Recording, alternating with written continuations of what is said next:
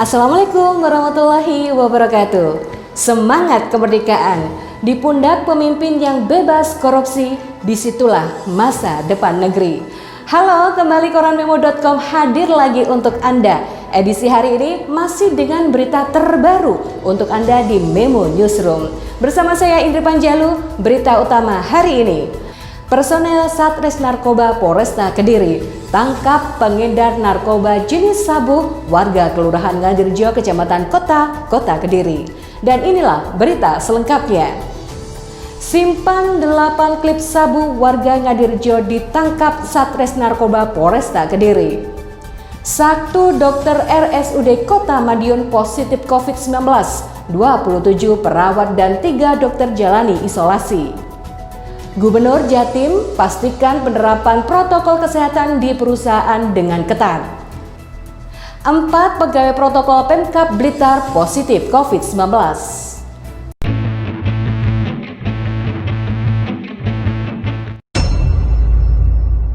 Personel Satres Narkoba Polresta Kediri menangkap Bagus, 22 tahun, warga Kelurahan Ngadirjo, Kecamatan Kota Kediri lantaran terbukti menyimpan dan diduga akan mengedarkan narkotika golongan 1 jenis sabu.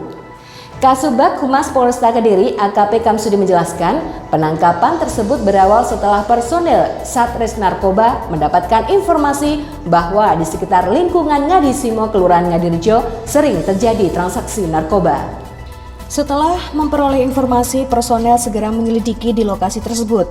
Dari hasil penyelidikan, anggota mencurigai seorang di salah satu warung kopi yang terletak di Jalan Imam Bonjol, Kota Kediri, pada Rabu 5 Agustus sekitar pukul 8:30 yang tidak lain adalah Bagus. Personel yang menggerebek pelaku menemukan barang bukti yaitu 8 klip plastik narkotika golongan 1 jenis sabu-sabu di dalam bekas bungkus rokok yang disimpan dalam tas kecil yang dibawa oleh pelaku. Pelaku dibawa personel Satres Narkoba Polresta Kediri ke Mapolresta Kediri untuk proses pemeriksaan lebih lanjut. Sementara barang bukti yang disita yaitu 8 paket sabu, 1 paket dengan berat 5,14 gram, 4,42 gram, 1,09 gram, 0,61 gram, 0,27 gram, 0,19 gram, dan 2 paket 0,50 gram. 1 dokter di Rumah Sakit Umum Daerah Kota Madiun dinyatakan positif COVID-19. Terpaparnya dokter ini membuat 27 perawat menjalani isolasi di Wisma Haji Kota Madiun dan 3 dokter isolasi mandiri di rumahnya. Mereka pasien yang pernah ditangani serta keluarga pasien juga harus mengikuti tes swab. Bahkan pada Selasa 4 Agustus, instalasi gawat darurat ditutup hampir 13 jam untuk sterilisasi menggunakan sinar ultraviolet.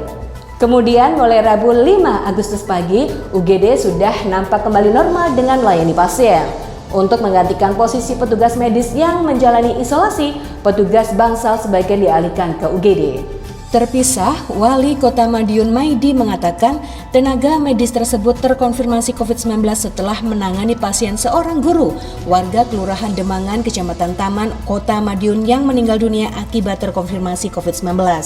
Dia sempat menjalani perawatan selama 3 hari di RSUD Kota Madiun sebelum akhirnya dirujuk ke RSUD Dr. Sudono.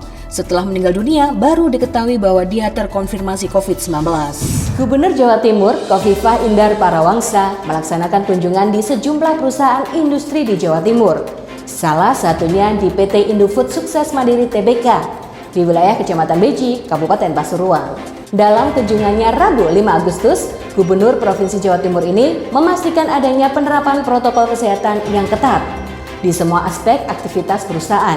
Bukan hanya itu, dalam kunjungannya kali ini, dia juga memantau proses pemulihan perekonomian masyarakat yang harus digerakkan di masa pandemi COVID-19 ini.